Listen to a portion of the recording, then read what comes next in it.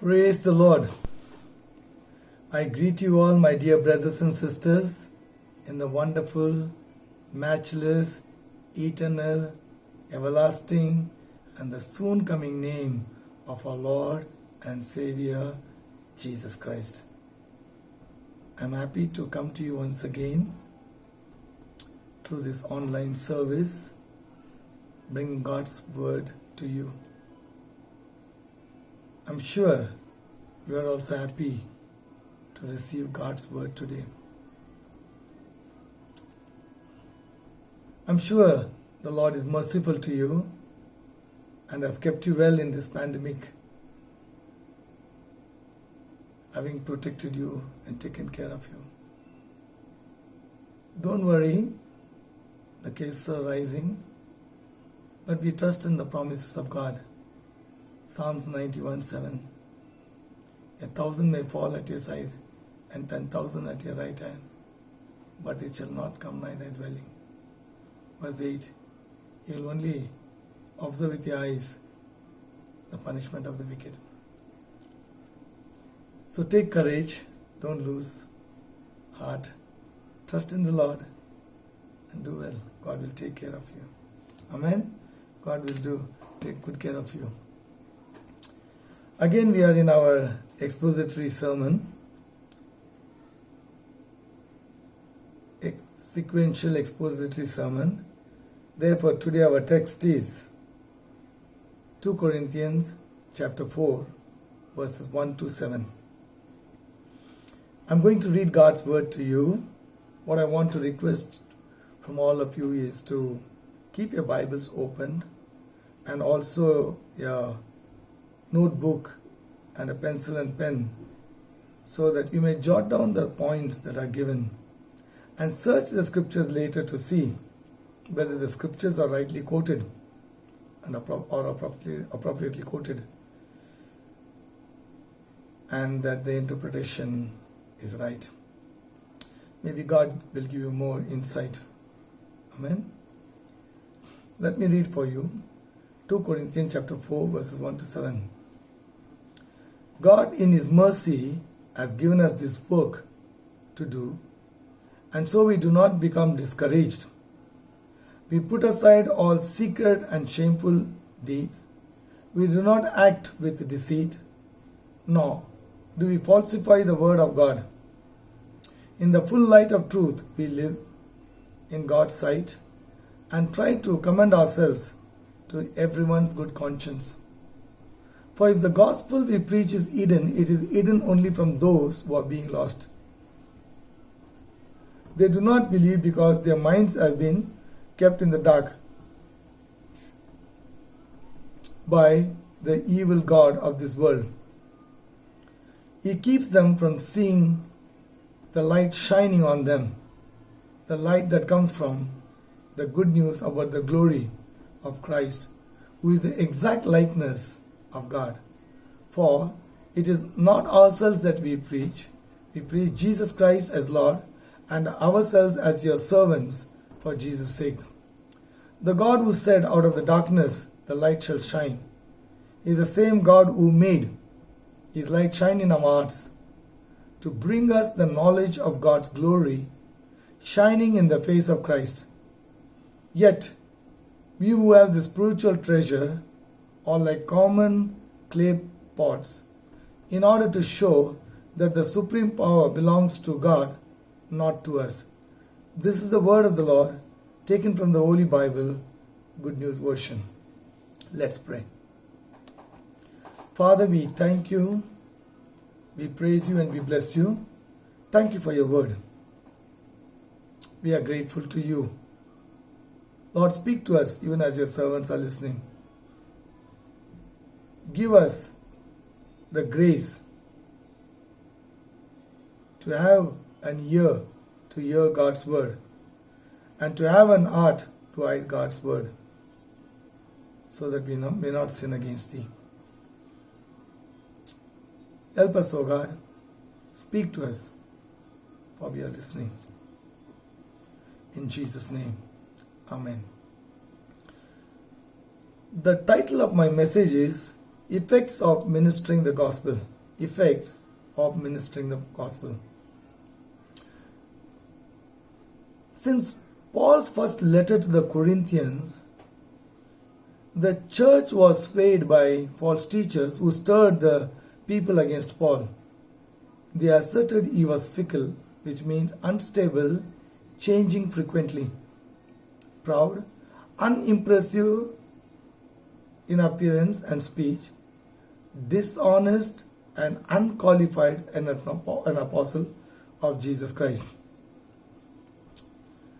Paul had founded the fellowship and built the fellowship by weeding out the problems they were confronted with. Now the Judaizers, who are false teachers sent by the Sanhedrin, have crept into the fellowship, challenging the apostleship of Paul himself. When these kinds of things happen to the leaders who have labored enough in prayers, fighting the spiritual battles, and also appealing and interacting with the people, and gradually building them up to maturity, it really bothers them. This is but natural.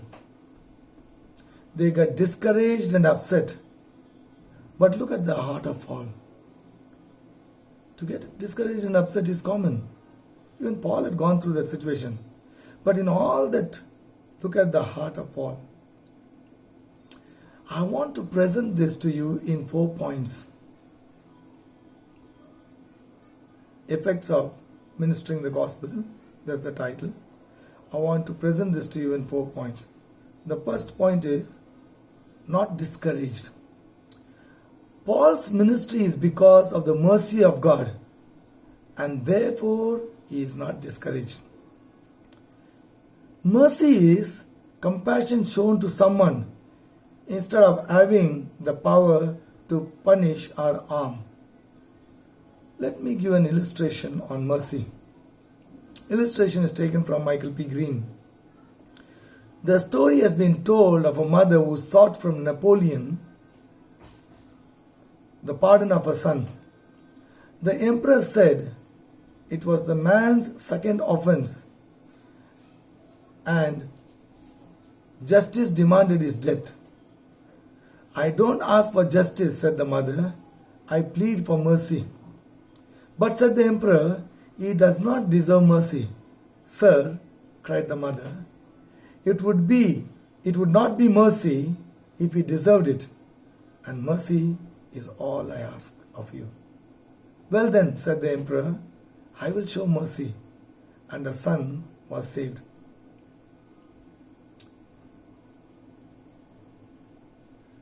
Let me also give a small definition of grace. Grace is unmerited favor. Favor shown to someone who doesn't deserve. Acts 9, 1-6.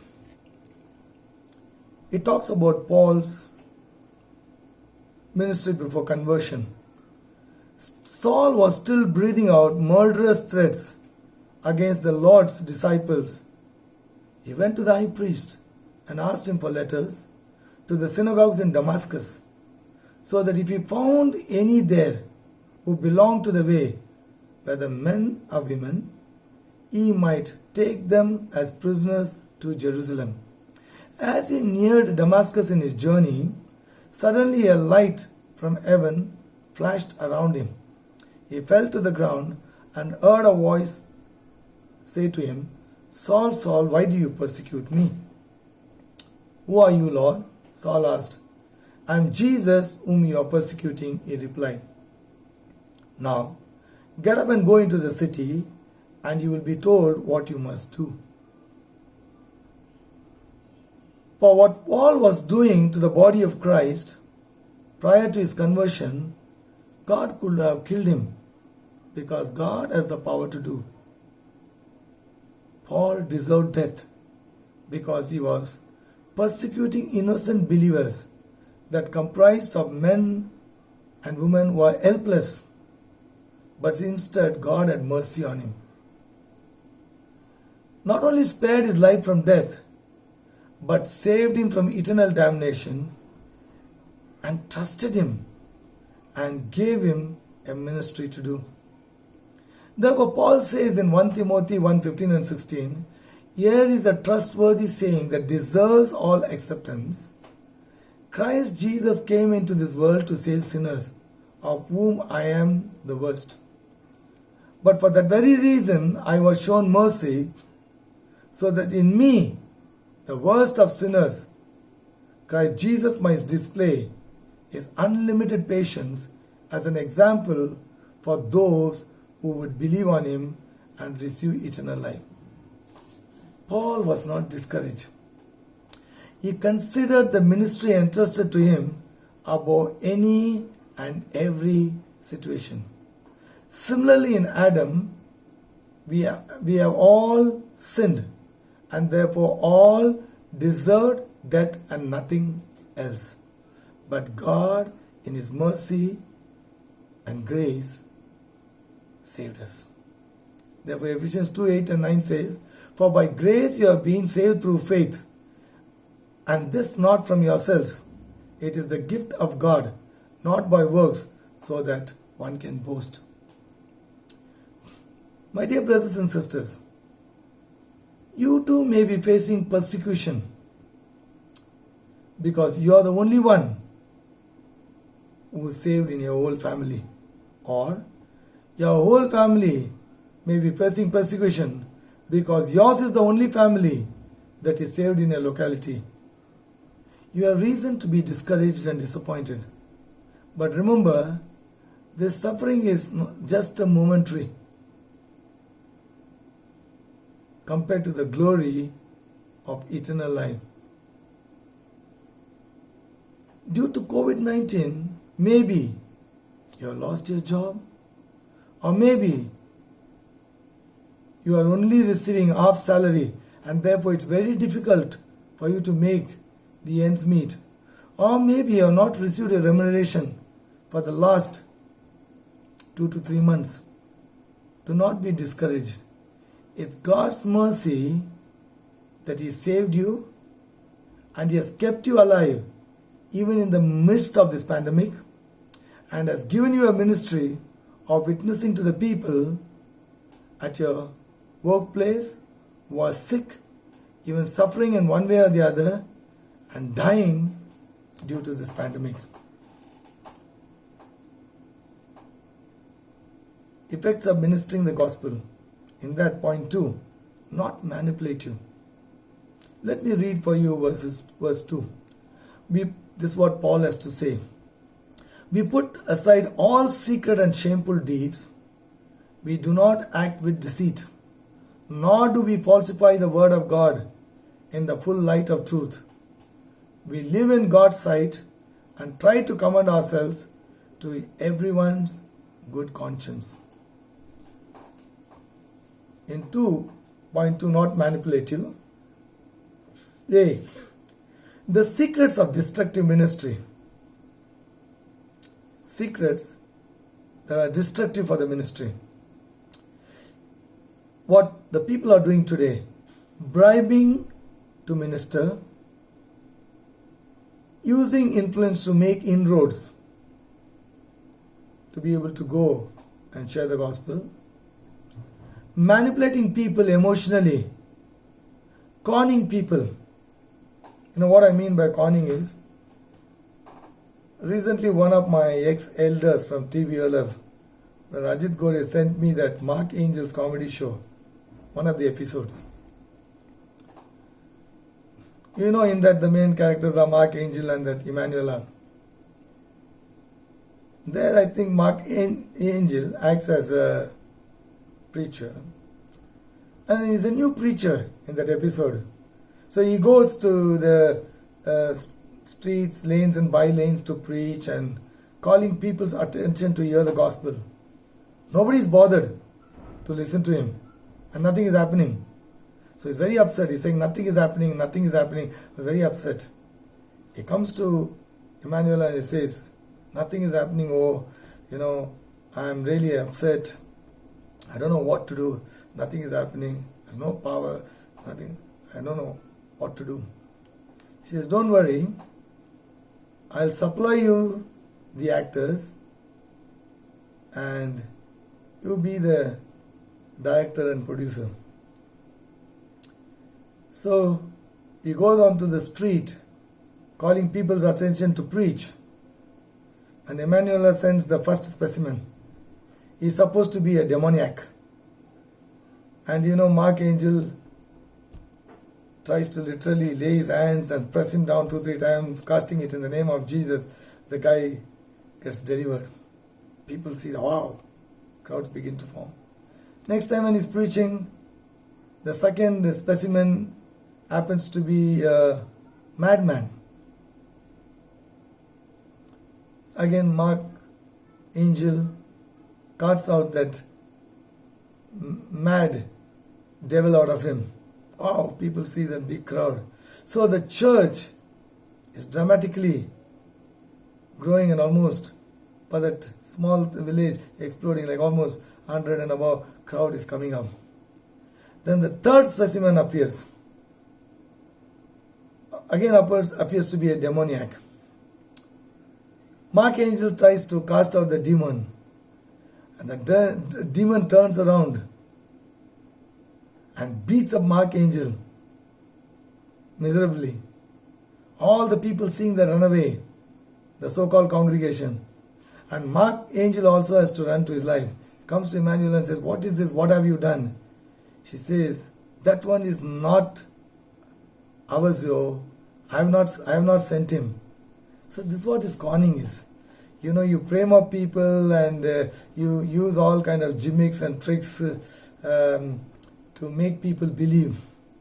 And then there are those using diabolic tricks camouflaged in the name of Jesus, etc.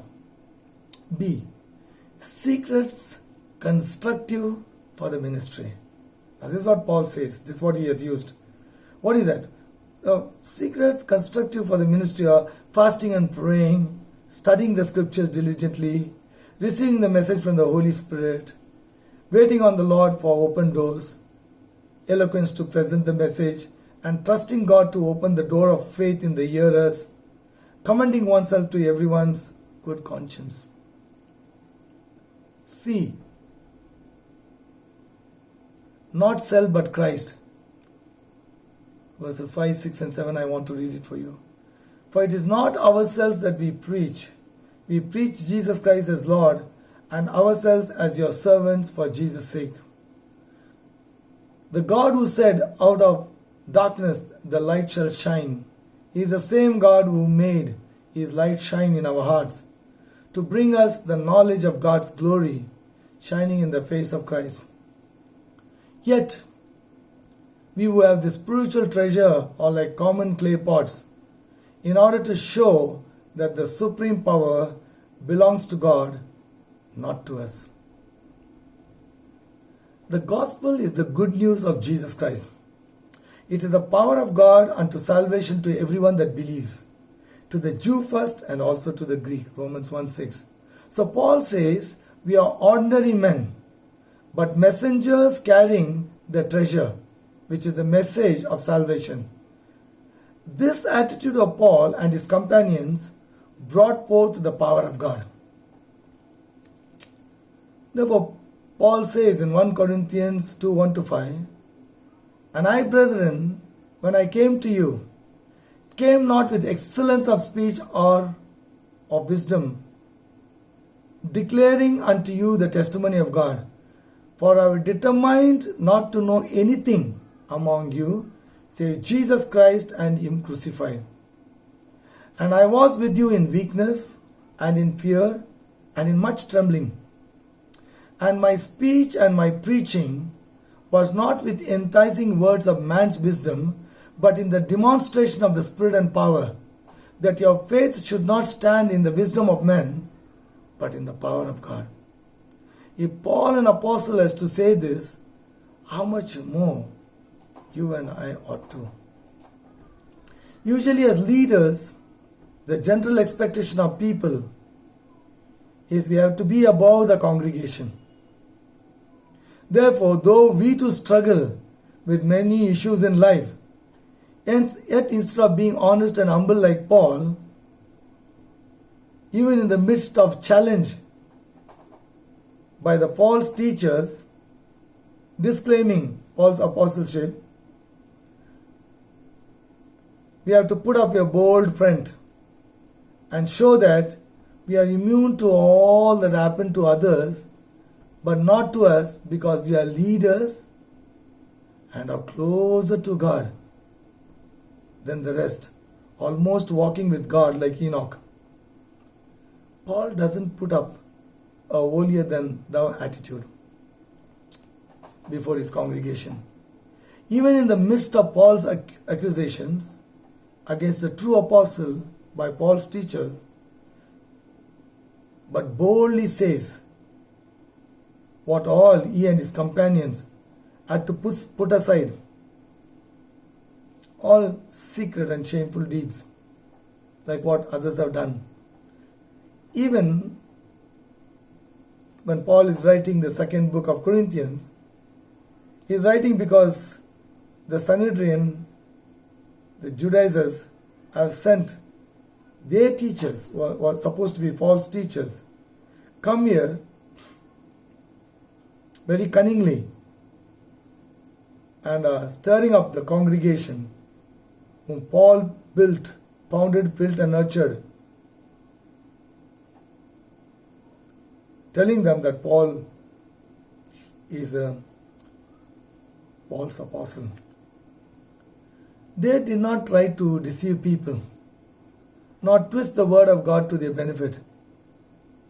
In the sight of God, they lived truthful lives, so much so they presented themselves suitable not only before the eyes of men, but even to people's conscience. My dear brothers and sisters, the days ahead are going to be difficult, evil, and wicked. It is time for us to put aside secret and shameful deeds. Things done in the secret, thinking no one knows and no one can ever get to know. No one on this earth may know. But you must know God knows it. Job 34, 21 and 22. His eyes are on the ways of men. He sees their every step. There is no dark place, no deep shadow where evildoers can hide. Proverbs 5:21. For a man's ways are in full view of the Lord, and he examines all his paths. Stop living in deceit, deceiving people, and subsequently deceiving yourselves. Don't twist the word of God to suit your sinful lifestyle. Live holy and righteous lives, not just presentable to the eyes of men that you are a holy person, but appealing even to their conscience. The days ahead are hopeless, pessimistic, deceitful, and doubtful. I believe God has allowed this COVID-19. That's true. Without God's permission, nothing can happen in heaven, on the earth, or below the earth. Even in hell, for anything to happen, God's permission is needed, so that people may turn to Him. For everyone, this ought to be a time to seek God. Instead, deception, cheating, manipulation, and lying are increasing around us. But this ought not to be the pattern for God's people. Let me read two scriptures for you from the Old Testament minor prophet, which is very applicable in our current situation. Amos 4, 9 and 10. Many times I struck your gardens and vineyards. I struck them with blight and mildew. Locusts devoured your fig and olive tree. Yet you have not turned to me, declares the Lord. I sent plagues among you, as I did to Egypt. I killed your young men with the sword, along with your captured horses. I filled your nostrils with stench of your camps, yet you have not turned to me, declares the Lord.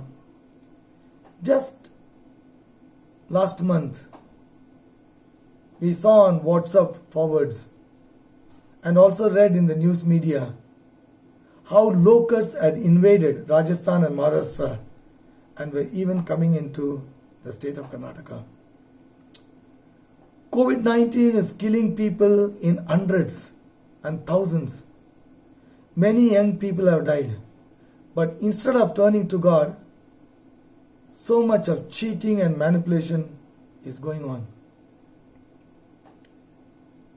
You go to your clinic nowadays, they put 2 drops of sanitizers on your hand while you are seated in queue to see the doctor.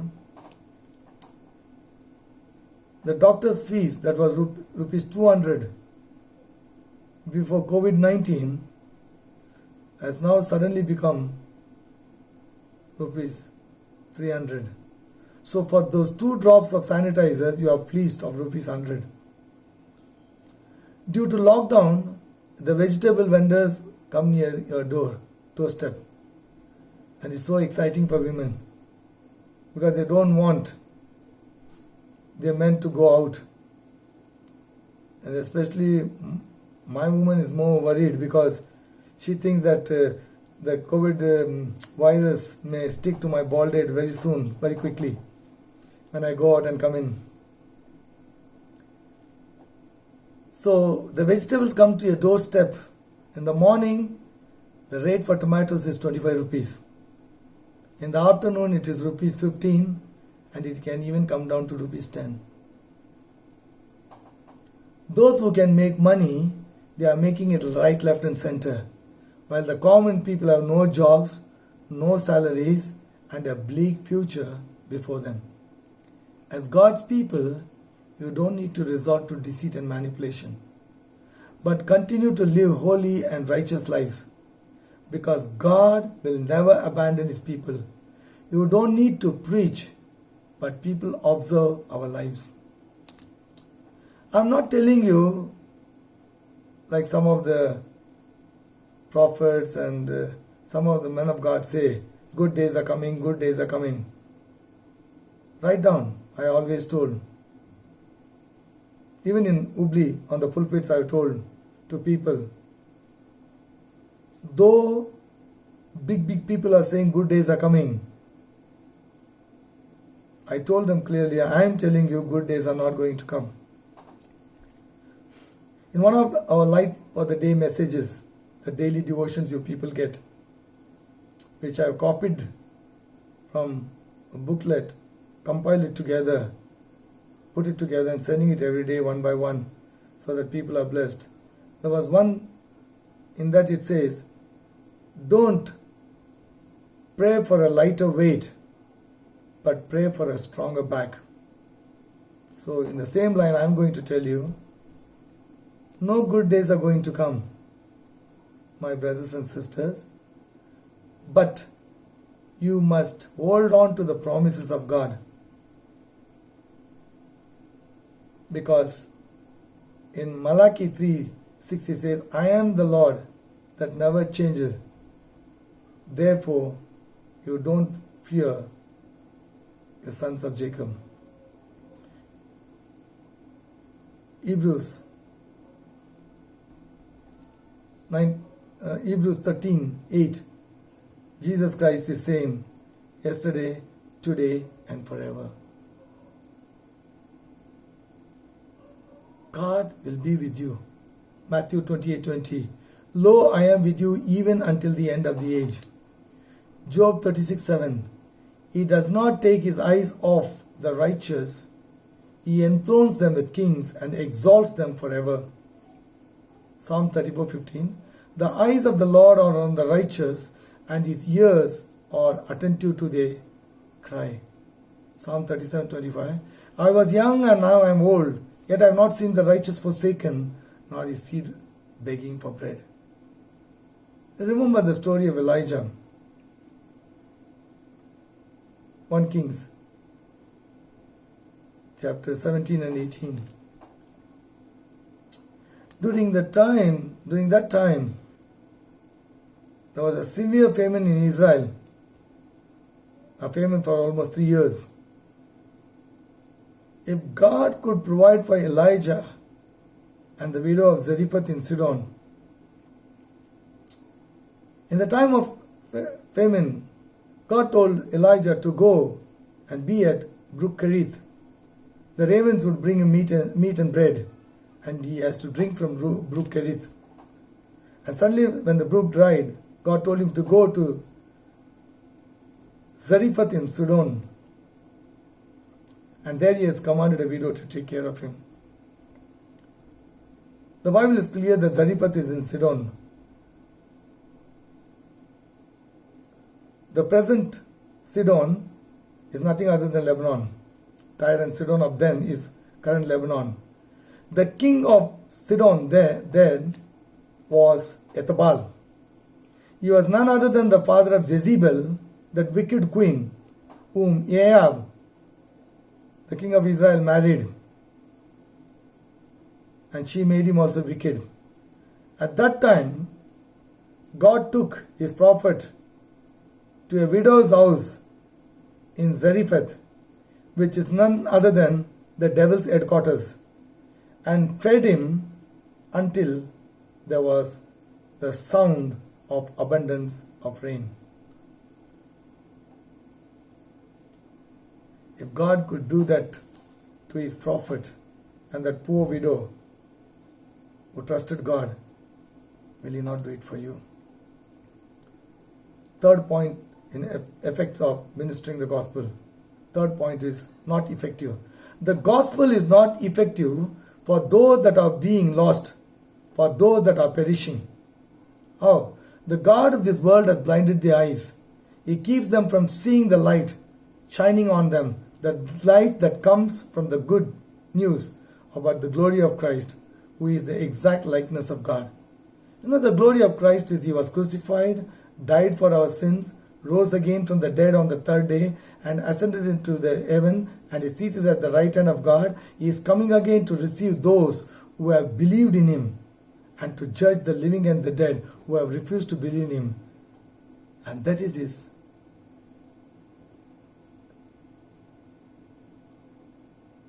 He is the exact image of God. He is the Son of God. Paul was persecuting the church. His physical eyes were open and operative while his spiritual eyes were closed. The Lord appeared to him on the road to Damascus. In the discourse between the risen Lord and Paul, his physical eyes were closed and his spiritual eyes were open. Now for him to minister, both his eyes, that is spiritual and physical, ought to be open. God sent Ananias to do that. Now that Paul's both the eyes being open, spiritual and physical, he went about preaching Christ, who he once persecuted. No turning back, come what may. The fourth point, effective. When we pray for people, Psalm 2:8, ask of me, and I will make the nations your inheritance and the ends of the earth your possession. Acts 26:18, God had called Paul to the Gentiles to open their eyes and turn them from darkness to light, and from the power of Satan to God, so that they may receive forgiveness of sins and a place among those who are sanctified by faith in Christ. Colossians 4:2-4. Devote yourselves to prayer, being watchful and thankful. Don't just keep praying, but keep also watching around to see how your prayers are affected. And pray for us too, that God may open a door for message, so that we may proclaim the mystery of Christ, for which I am in chains. Pray that I may proclaim it clearly as I should. John 17, Jesus not only prayed for his disciples, but also prayed for those who would be saved through the ministry of his disciples. Romans 10:1-2. Paul prayed for the Israelites to be saved. 1 Timothy 2:3-4. God wants all men to be saved. When we pray, the gospel becomes effective. Amen. Conclusion. Paul was not discouraged in ministering the gospel, because by mercy he was made a minister. Paul did not use destructive but rather constructive methods in ministering. Gospel is ineffective to those that are blinded by Satan. For gospel to be effective, we need to pray. For our application, My dear brothers and sisters, even as you heard this message, even as your eyes are closed and your heads bowed down, will you make this resolution as our application today? Will you say, I will not be discouraged under any circumstances, come what may? Will you be able to say, I will not use decisive methods in preaching the gospel? Will you be able to say, I will pray God to open the eyes of understanding of the people to turn to Christ and be saved? My dear brothers and sisters, if there are some of you here who are listening to this message, you would have observed in our text today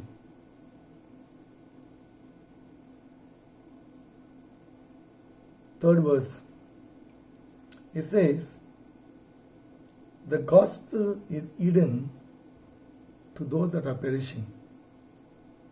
And the verse 4 says, for the God of this world has blinded the eyes.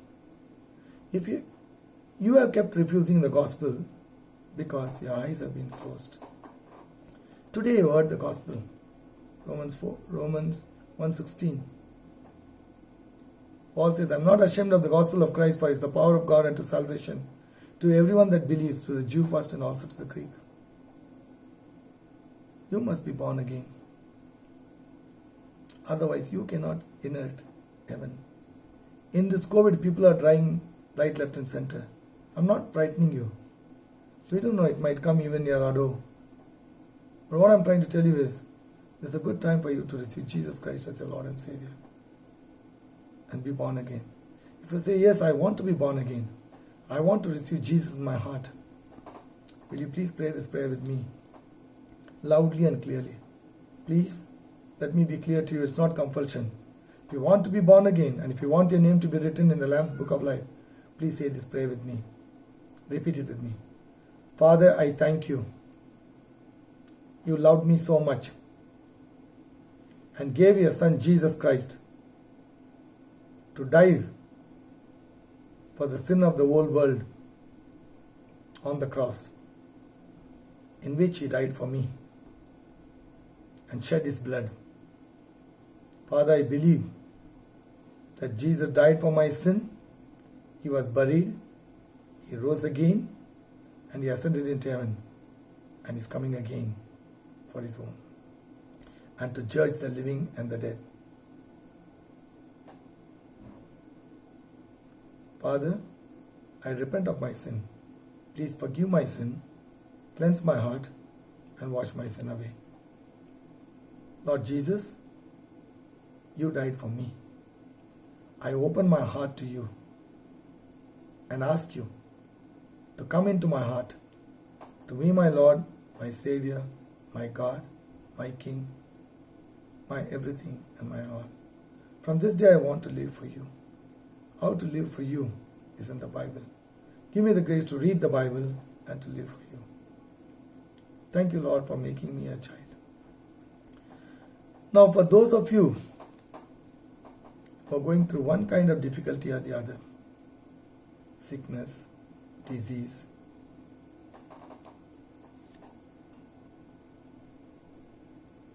one problem or the other, even this COVID has made it difficult for you financially. Any of you are contemplating divorce, or in the verge of getting divorced, or just being divorced, or for whom divorce has taken place a long time ago, I want to plead with you, don't go for divorce. Please forgive one another and come together. Let me pray for you. Father, I pray for your people even as they are listening to this message. Lord, may your word and your promises become effectual and true in their life. Lord, if they're suffering from one sickness or the other, be it cancer, tumor, any kind of incurable malignant disease,